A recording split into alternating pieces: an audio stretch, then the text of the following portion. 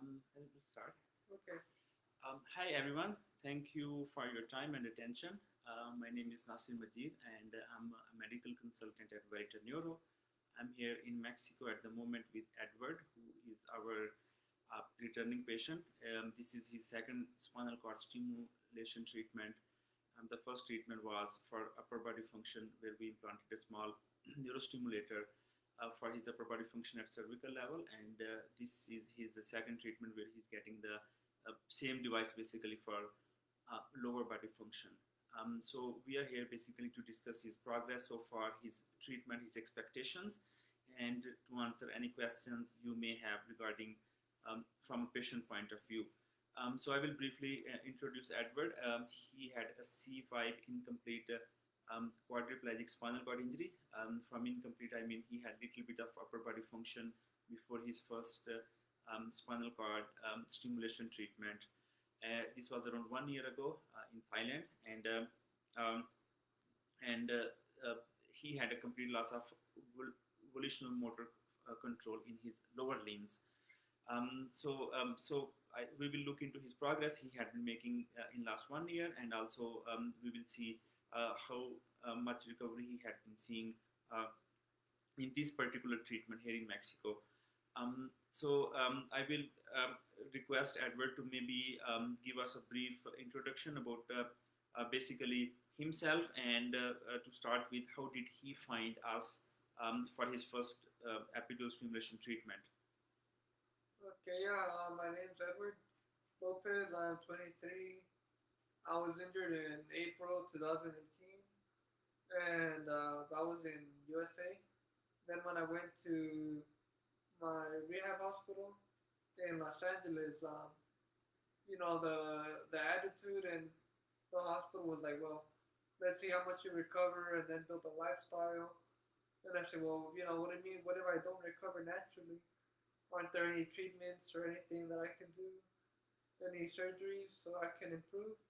And they said, oh, well, we don't know about that, or it's not available yet. So I started searching for myself, and then I found out about epidural stimulation and what it could do for people, looking at videos, looking at journals, and then I saw that it's available in Thailand commercially, and that's when I started getting in contact with them and seeing if they could put it in my cervical spine, because I know that wasn't done before, or it was done but not many times. Mm-hmm. And then that's when I started to get in contact with them to go and get the surgery about a year ago. Mm-hmm. So we understand this is your second spinal cord stimulation. Yeah. So could you please tell me your excitement, maybe from basically being a third patient in the whole world who had received two stimulators for spinal cord injury, and what did you see from the first treatment? Because that's important for you to decide before you could go ahead with the second stimulator. Yeah, I was really excited because it's in Mexico and I'm in LA, so the flight's only like 3 hours. And then I also was excited about being able to move my legs, because I know that legs are a little easier than the arms, because it's more like just bend and extend when it comes to the legs. And I also have family here, so I was excited about that too. And I already know everybody at Epidural Stimulation, the people that work here, like Dr. Nasir, the therapist. So I was very confident with them. I know that they'd be able to help me do with the mapping and with the surgery and the treatment and everything. So I really felt very comfortable here. And also I'm Mexican, I speak Spanish. So I felt at home. And for the first surgery in my arms, I really saw a lot of progress with it. With being able to hold my left arm in the air a little when I bend it, being able to grab and drop stuff, seeing a lot more strength, and I'm looking forward to stepping and walking in the next couple months. Mhm. So here, one of the technical things I would like to I would like to highlight was a challenge. First of all, from surgical point of view, it is a little bit challenging to implant two stimulators, two basically same type of neurostimulators in the body. So there are some surgical considerations, of course, we had to keep in mind. Then after the surgery, the programming, our aim is basically the ultimate aim from the treatment is to program both stimulators at the same time in coordination with each other. So this would give patients like Edward, for example, an ability to use both upper body and lower body muscles simultaneously without any interruption between the flow of electrical currents from two stimulators. And of course, it would be able to stimulate all of the muscle groups required for patients to grab onto something, like hold onto something like a walker, walking frame, and use their lower limbs to take steps. So that's the ultimate eventual goal from the treatment, and we are looking forward to, of course, achieving this goal in near future. Uh-huh. So before, of course, it was easier for you to make a decision for your second treatment. But before you decided to go ahead for first treatment, did you have any doubts in your mind? It must have been a very big decision.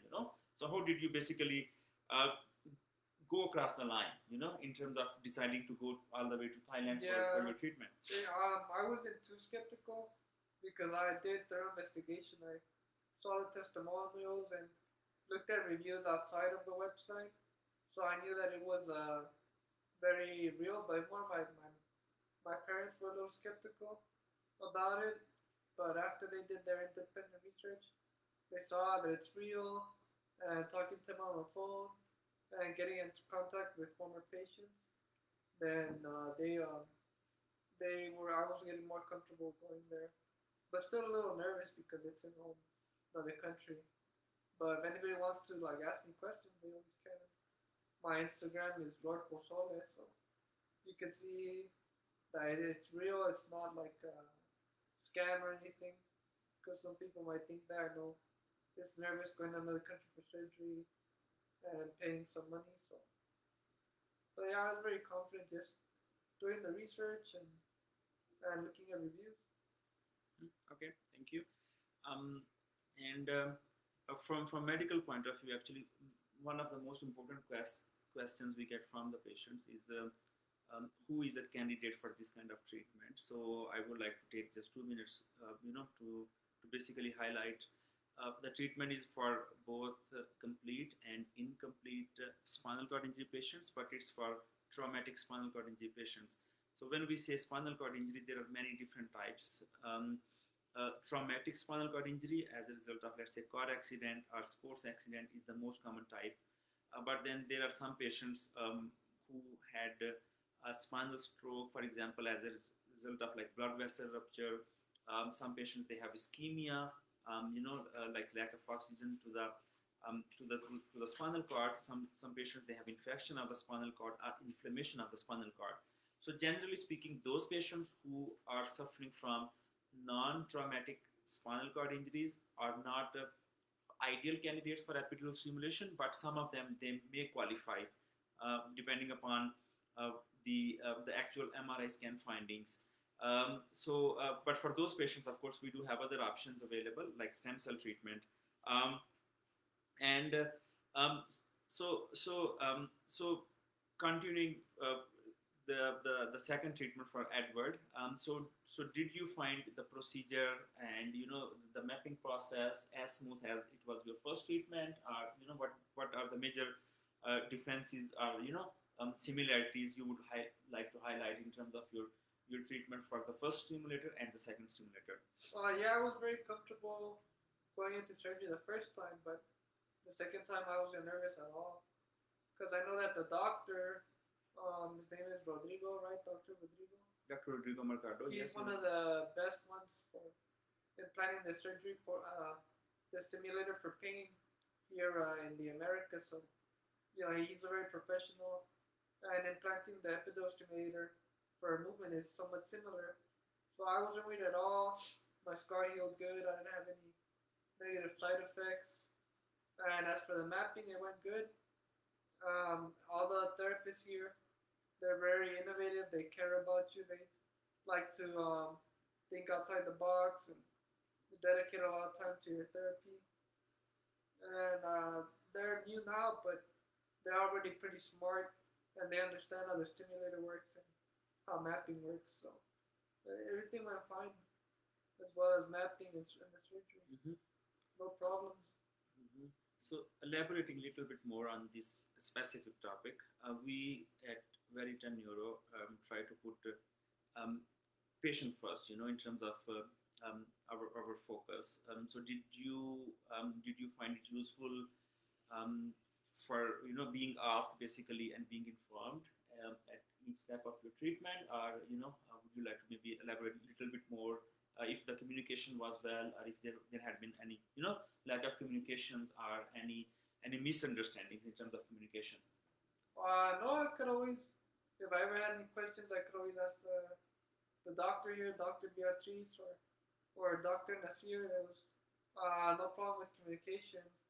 Just a little bit, probably with my bed. The bed I got, I didn't really like it, so they were able to give me a next one, a better one the next day. So just any problems I had, the doctors were always very open and always there to help me with any problems I had and look for solutions. Mhm. And in terms of your future, basically, future plans in terms of your rehabilitation, are you mentally prepared? Are you physically prepared to go through the extensive work you require from now on back in your hometown? Um, and uh, and uh, and ultimately, of course, what are your goals from the treatment from your point of view? Well, yeah, I'm ready, because before my injury, I did martial arts, so I love working out. I love the feeling of being sore, being tired, of feeling my muscles work. So that's no problem for me. I could always put in the work. The work's no problem. I love working out, and as for the future, well, I want a full recovery. I don't care how many years it takes or how long it's gonna take. That's the end goal, and I feel that the stimulator is very important to my recovery. I also got stem cells and exosomes. Exosomes are a new treatment, so I'm really optimistic about what that might do, how much it might help me, and I look forward to getting more in the future if necessary. Okay. So we believe there are a certain group of patients with traumatic spinal cord injury patients who may benefit from this kind of treatment. Because we believe it can improve the quality of life. It can restore certain level of muscle function back. It can improve autonomic function like cardiovascular function. It can treat autonomic dysreflexia. It can reduce the risk of secondary complications in the future, like scoliosis, are having a premature death, unfortunately. Many of the spinal cord injury patients. So do you feel the same way, because you had been basically working with the stimulator for about 1 year now? Mm-hmm. Yeah, when I went to Thailand, before I went, I had really bad scoliosis. Not really bad, but noticeable scoliosis. And then doing the trunk contour exercises, my scoliosis got better, as well as my lung strength, thanks to the stimulator. Being able to move around a lot instead of just staying still. It loosened up the phlegm and helped me with my cough and with quality of life, yeah. Because there were some days where I couldn't use my stimulator, and it was so boring because I just sitting there doing nothing. So being able to exercise, get my muscles stronger, and build more muscle on my body, it felt really nice. Mm-hmm. Okay. So just for our viewers, if you have any questions, please feel free to post here and we will try to answer. So Edward, can you maybe walk us through a typical day, like typical treatment day here, for like a regular day? What kind of activities do you go through, and what does it feel like from a patient point of view? So I wake up around 8 a.m., eat breakfast, and then at 9 a.m. I start mapping, which ends at 11. And during that time, I'm either in bed or in the wheelchair, and and then I'm doing the exercises with two therapists. Then after that, I eat lunch and get ready for either PT at 3 and then mapping at 4 from 4 to 6. Then I eat some more and watch TV or use my phone and go to sleep. But the whole time, and the exercises, the therapists are dedicated to me, and they're always helping me move my legs and seeing what works and what doesn't work for the next day. And I just repeat the process, and I notice my legs getting stronger. Hmm. Okay. So we got a question here. Basically, it's again about medical evaluation. Our viewer is asking what kind of medical information is required for evaluations, right? So I believe it's MRI Yeah. scan. Um, so just to I can answer. So the most important um, investigation for us is the spinal MRI scan. If someone who had let's say a metal object in the body which is not MRI scan compatible, then we go for CT scan, but which is not ideal. So ideal method is always a spinal MRI scan. In some cases, we may request an EMG or some other extra tests, but most of the patients, a spinal MRI scan is sufficient for us to evaluate, and of course some clinical information to see if someone is a candidate for this kind of treatment or not. Um, and we got a question from Subhas. So basically, he's asking about you know a, like a comparison in terms of the cost and expenses between your first treatment and your second treatment. Yeah. The first time I didn't get stem cells, so I think it was around maybe $70,000, and this time it was $90,000 because I got exosomes and stem cell treatments. And the plane cost was more expensive for Thailand and a lot cheaper for here because it's only 3 hours and Thailand's 19 hours. Mm-hmm. So without stem cells, like 70,000, maybe a little more, and with the stem cells and exosomes, like 90,000. Mm-hmm. And just from medical point of view, just to clarify, not everyone requires a second stimulator because there is some a group of patients, of course, with quadriplegic spinal cord injuries, unfortunately, who do not have good upper body function. So for those patients, the first option is the cervical spinal cord stimulation to restore certain level of upper body function, and then the second stimulator is for lower body function. So many of the patients, they have a C7, C6 spinal cord injuries with the incomplete, like very reasonable upper body function, I would say, where they do not need the cervical stimulator. And many of the patients, of course, they have paraplegic spinal cord injuries, like thoracic spinal cord injuries. And then, of course, the only concern is for restoration of lower body motor function. So not everyone requires a second stimulator. Mm-hmm.